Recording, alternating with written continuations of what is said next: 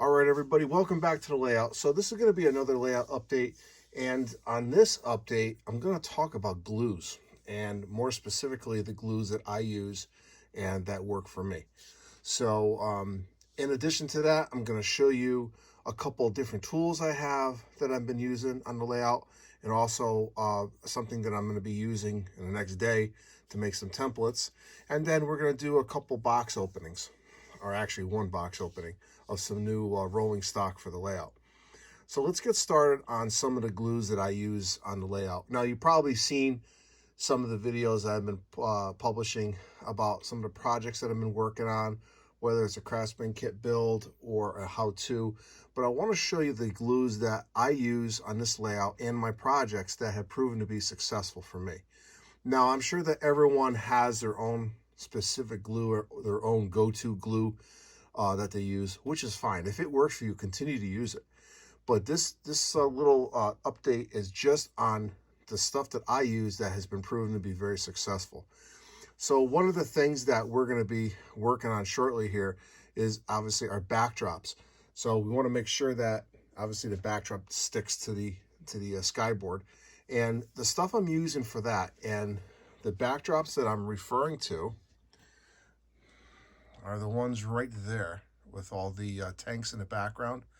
All right, those are printed on a heavy stock paper. So you want something that's going to really stick to the skyboard. So the stuff that I use is made by 3M. It's called 3M Super 77. This stuff sticks very well. If you're not careful, you can get stuck to the skyboard. I mean, this is how great this stuff is. So you're going to spray the actual piece and then stick it onto the skyboard. This works extremely well, and I've had many modules that I built over the years, and I've never had a problem with any type of picture or backdrop photo coming off the skyboard. So the Super 77 works pretty well. Now, if I'm working with the actual pictures to make backdrops, if I'm using just a picture that I took of a building, I'm going to make a backdrop building out of it. What I'm going to use then, since it's going to be printed on paper, is you want something a little bit less aggressive. And I buy this spray Elmer's glue, which is very good. It's very sticky, but it works very well. It's not as aggressive as the 3M, but it does have its applications. So I've used both of these. So these are the two that are my go-to for my backdrops. Now the next thing that we're going to talk about is actual scenery. So when you're putting down your scenery, your foam, your I'll grab a bottle of scenery and I'll show you. Stuff like this that you can get from Scenic Express. If you're using that and then you put your alcohol down to cut the surface tension, what I like to do is use a matte medium. Now you can buy your own matte medium from Scenic Express. Now this stuff here is about $5 a bottle. You can get it at the train shows, or you can get it online from their website. This stuff works pretty well. I like to use this. If you don't want to buy it, you can make your own. And what you want to use is Elmer's Glue All, the regular glue. You don't want to use a school glue because it doesn't work as well. All right. I actually had a problem with the Elmer's glue, the school glue. So when you reduce it, it just got really weird. So you want to use the regular glue from Elmer's. So in addition to that type of scenery, if you're putting in the actual little grass tufts that I would put on some of my projects, what you can use is the canopy glue. The canopy glue works very well for small little scenery areas. It works very well for glazing your windows, which will be coming up soon in another how-to video. And also, this stuff works well if you're building a craftsman kit. I actually started building craftsman kits with canopy glue, and then I switched. But this is definitely one of the favorite glues that I use on scenery and also on windows now. Now, the Formula 560, it's called canopy glue. I believe they changed the label. I believe it's a green label now. So this is the older label. So when you're looking at the hobby stores, you may see this label, or you may see a label with a green label on it. In fact, I have one right here. I knew I had it somewhere. That's the new bottle. That's what it looks like. So if you're in the stores, this is what you want. All right. And if you see on the actual bottle, it says PT56, PT56. So it's the same stuff. All right. So the next glue I use, let's just stay on craftsman kits for now. So if you're building craftsman kits, one great selection of glue you can use is these Aleene's Tacky Glue. It's great for craftsman kits. It's great for gluing on these right here. Give me 1 second. It's great for gluing on castings. All right, these pewter castings, they go great if you want to glue a pewter casting onto a actual craftsman kit. They work this glue works phenomenal. All right, so definitely a choice. And also, if you're doing scenery and you want to glue castings down on regular scenery on a street or on an alleyway or something, whatever you're modeling, this is the glue you want to try. All right. Now, I originally started with this glue for craftsman kits. Then I went to this glue. Now, this is the glue I use for craftsman kits exclusively, Weld Bond. This stuff is amazing. All right, I never experienced anything that works so fast for a white glue. So if you're ever in a hardware store and you see Weld Bond and you want to give it a try, they do sell some small bottles of it, and then try it out. And also, Michaels used to sell this in a small little 2-ounce container as well. So the next thing with craftsman kits, if I'm building, the Monster Model Works version, and I'm using 1/8 inch thick material versus 1/16, I'm going to go with a regular wood glue, and this works very well as well. And finally, plastic. So if you're building plastic kits, I went through so many different types of glues to figure out which is the best plastic glue. I mean, I use all different types of stuff. I used to use this stuff, this plastic weld, which I don't anymore. And finally, I was at a train show up in Springfield, and I went up to Walther's, and I asked them, listen, you have some great kits. What are you using for glues? And this is what they recommend to buy. It's the Faller Professional Super Expert. Make sure that's in focus. The number on it is 170490. This stuff is incredible. It's not thick, but it's not super runny either. All right. It doesn't take long to set up. You have maybe like a 5-minute work time. You clamp it, and it works very, very, very well. All right. So the Faller glue is probably the best out there to get for plastic kits. And also, regular CA glue, I always have it around. I use this if I'm gluing 2 pieces of pewter together, and then also I use it on plastic as well. All right, so that's pretty much it for glues that I use. There may be some times where I use different types of glues for foams, but that's on an isolated case by case. So the next thing I want to show you is a couple different tools that I'm going to be working with when I'm making my templates for the industrial area. So let me get set up, and I'll be right back.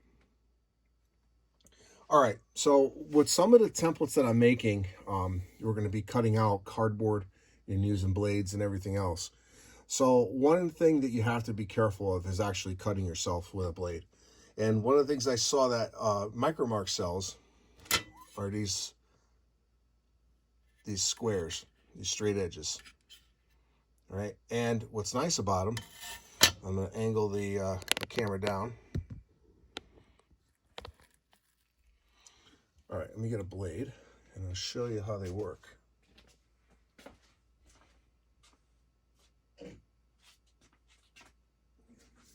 cardboard too. All right, so for some reason, if I had to cut this piece of cardboard, I'm going to use the small one. And we'll just go like this.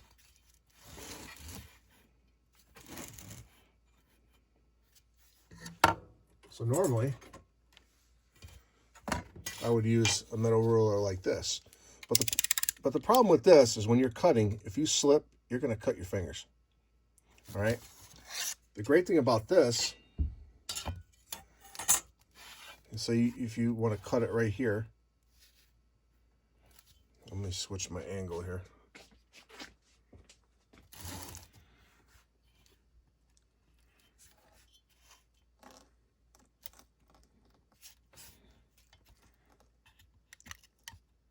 My fingers are protected by this metal piece.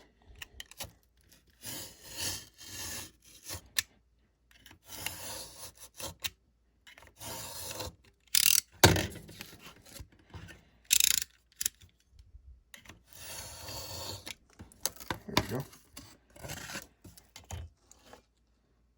So they're great for protecting your fingers.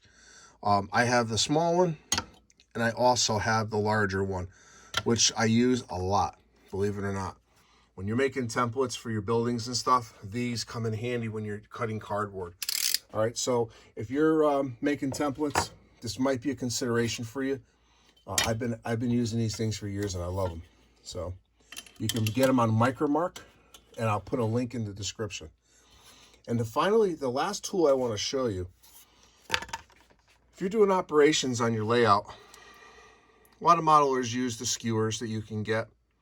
But one of the things that a friend of mine showed me was these things here. Now, these are for actually flossing your teeth. So you open them up,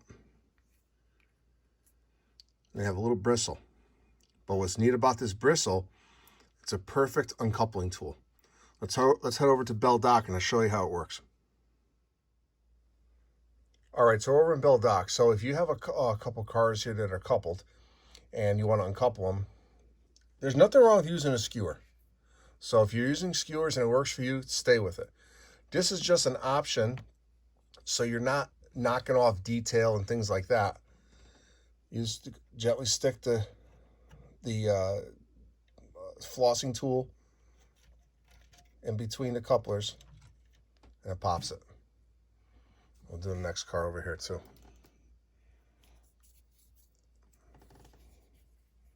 What's nice about it, it's long enough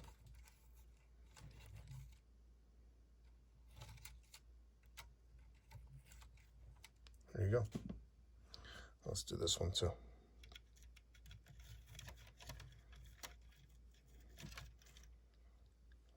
All right. So again, great little tool to try when you're uncoupling. So at the next op session, you're going to see me using this tool, and you can see how easy it is. You can get this at your local grocery store or your local pharmacy, CVS or Walgreens or wherever you shop. Check these out. They're not that expensive. Give it a try. All right. So let's head back over to the workbench, and then we're going to do a box opening.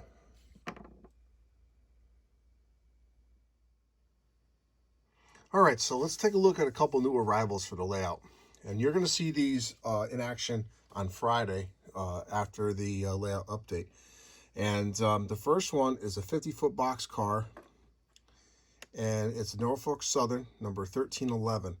Now, this is an old Athearn car, kit car that was built. The only thing I have to do to this, I'm going to put some new couplers on it because the couplers are shot. And then I'm going to put some metal wheels on it as well. But this came with no box, but it's in flawless condition. It's a great little car to have on your layout. And what I like about whoever had this, took the time to paint the weight on it. And when you're building these kit cars, it's really nice to have a weight that's painted because it looks really good. So the only thing I have to do is put some new KDs on it, and then I'm going to put some intermountain metal wheels. All right. So this is definitely going to be in use this Friday. So the next one, and I haven't opened this one yet, I'm sure that everyone has seen these blue boxes around. They've been around forever. And if you look at this box, I think this box was around before I was born. So, but I'm pretty excited about opening this one up. Again, the blue boxes are great if you're into this type of thing. What they don't have is they don't have a lot of the detail like the newer cars do. However, they're great for beginners, and they're also great for people who just like blue box kits.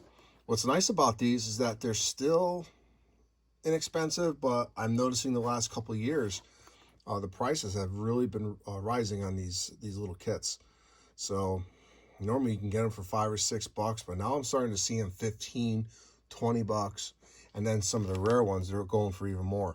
So you got to know what you're buying. So let's take a look at what's in the box. And it's wrapped.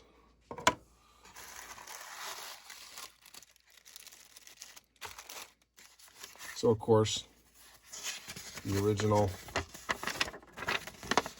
40-foot box cars from Athearn. These kit cars are great though. This one's assembled.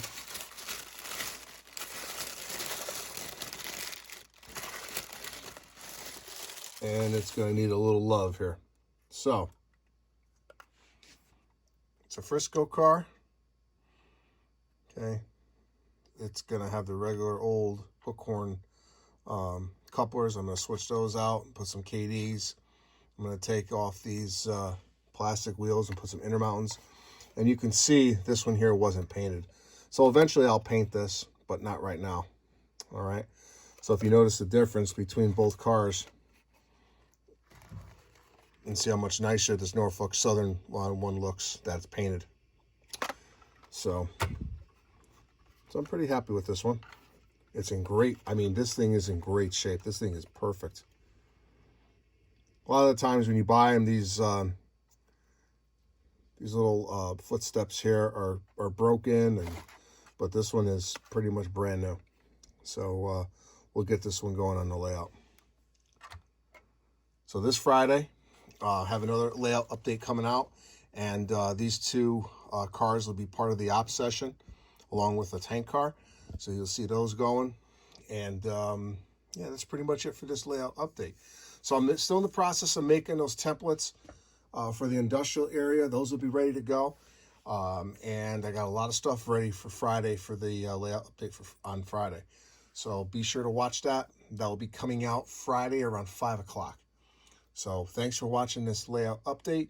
I hope you enjoyed the talk on the different adhesives and the tools, and also the box opening on the newer cars that I got. So this is Ron at New Haven Rails. Thanks for watching. Give me a like, subscribe if you haven't already, share this video with your friends, and I'll see you at the next layout update. Have a great night, have a great week. See you on Friday.